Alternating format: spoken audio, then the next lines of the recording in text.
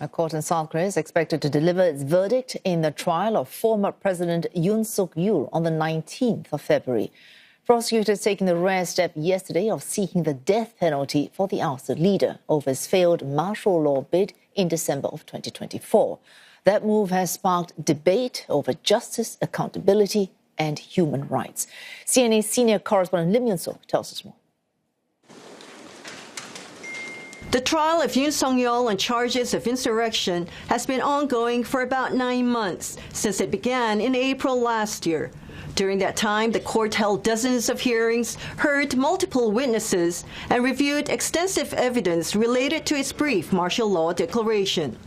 On Tuesday, prosecutors demanded the death penalty, arguing that Yoon's actions threatened South Korea's constitutional order and democracy. Analysts say Yoon's trial could test how South Korea balances accountability for a former president with its human rights obligations. South Korea has not carried out a death sentence in nearly 3 decades and is bound by the International Covenant on Civil and Political Rights. Chung Chung-le, leader of the ruling Democratic Party, welcomed the death penalty recommendation.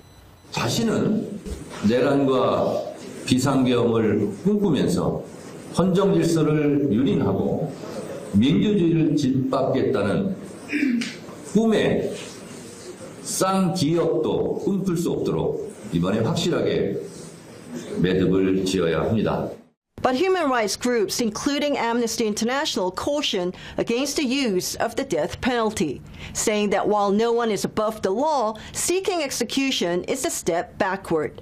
It said accountability can and should be ensured without resorting to execution.